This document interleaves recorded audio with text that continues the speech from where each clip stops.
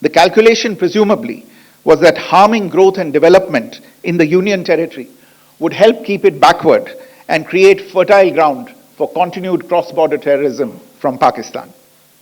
The manner of the attack was also driven by an objective of provoking communal discord, both in Jammu and Kashmir and the rest of the nation. It is to the credit of the government and the people of India that these designs were foiled. A group calling itself the Resistance Front has claimed responsibility for the attack. This group is a front for the UN-proscribed Pakistani terrorist group Lashkar-e-Taiba. It is notable that India had given inputs about the TRF in the half-yearly report to the monitoring team of the UN's 1267 Sanctions Committee in May and November 2024, bringing out its role as a cover for Pakistan-based terrorist groups. Earlier too, in December 2023, India had informed the monitoring team about Lashkar and Jaish-e-Mohammed operating through small terror groups such as the TRF. Pakistan's pressure to remove references to TRF in the April 25 UN Security Council press statement is notable in this regard.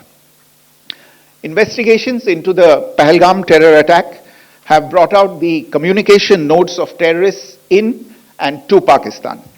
The claims made by the Resistance Front and their reposting by known social media handles of the Lashkar-e-Taiba speak for themselves. Identification of the attackers based on eyewitness accounts as well as other information available to law enforcement agencies has also progressed. Our intelligence has developed an accurate picture of the planners and backers of this team. The features of this attack also tie in with Pakistan's long track record of perpetrating cross-border terrorism in India, which is well documented and beyond question. Pakistan also has a well-deserved reputation as a haven for terrorists from around the world, with internationally proscribed terrorists enjoying impunity there. In addition, Pakistan has been known to willfully mislead the world and international forums, such as the Financial Action Task Force, on this issue. The Sajid Mir case, in which this terrorist was declared dead and then, in response to international pressure, brought back to life, found alive and arrested, is the most glaring example. The latest attack in Pahalgam has understandably generated deep anger in Jammu and Kashmir and in other parts of India. Following the attacks, the government of India naturally responded with a set of initial measures relating to our engagement with Pakistan. You're all aware of the decisions that were announced on the 23rd of April. However, it was deemed essential that the perpetrators and planners of the 22nd April attack be brought to justice.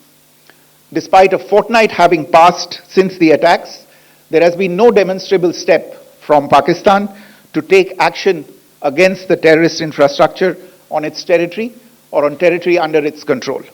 Instead, all it has indulged in are denials and allegations. Our intelligence monitoring of Pakistan-based terrorist modules indicated that further attacks against India were impending.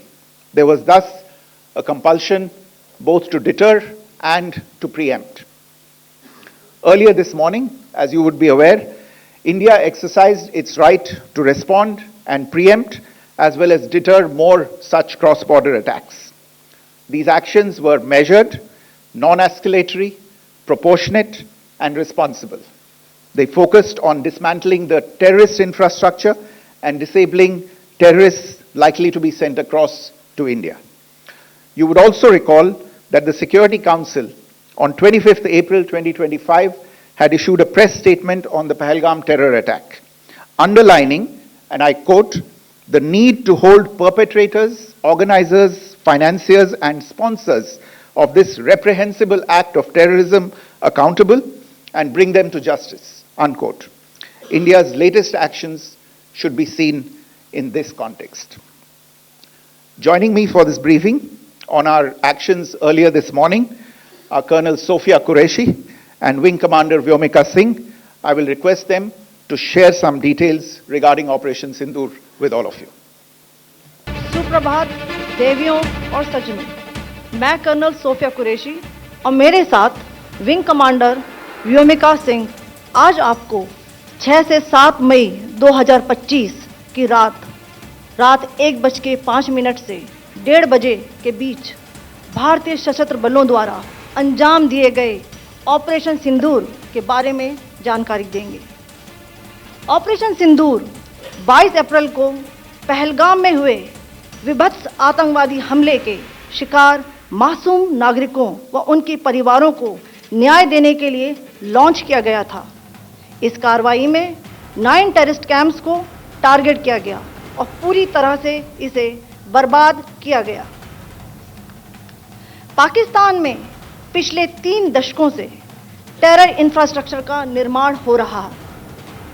इसमें recruitment, indoctrination centres, training areas व launch pad शामिल थे, जो पाकिस्तान और पाक अधिकृत Jammu Kashmir POJK दोनों में फैले हैं। Operation Sindoor was launched by Indian Armed Forces to deliver justice to the victims of Pahalgam terror attack and their families. 9 terrorist camps were targeted and successfully destroyed. Over the last 3 decades, Pakistan has systematically built terror infrastructure.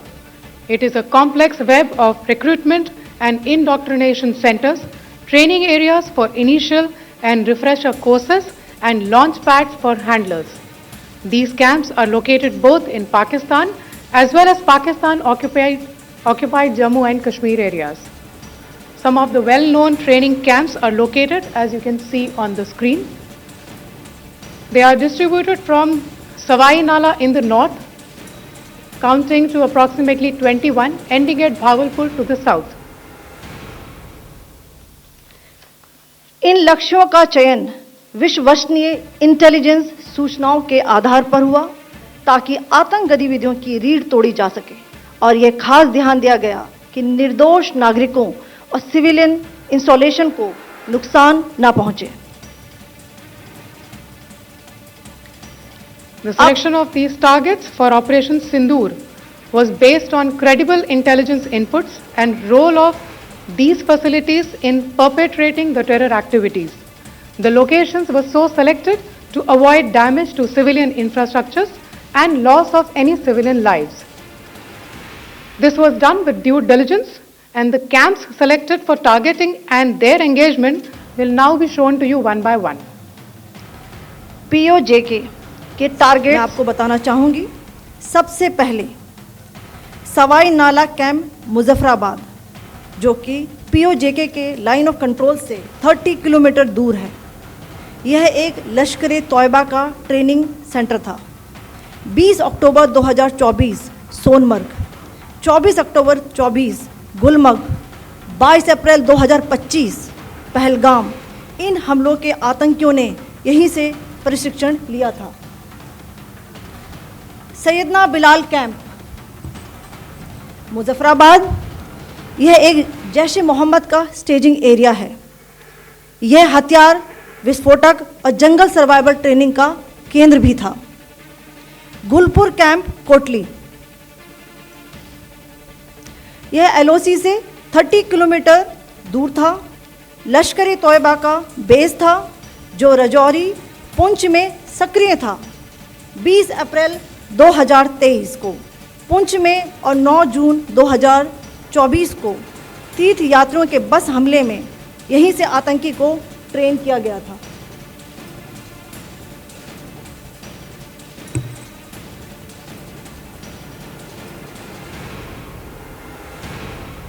Barnala camp बिम्बर, ये LOC से 9 kilometre दूर है। यहाँ पर हथियार, handling, IED व जंगल survival का प्रशिक्षण केंद्र था। अब्बास कैंप कोटली,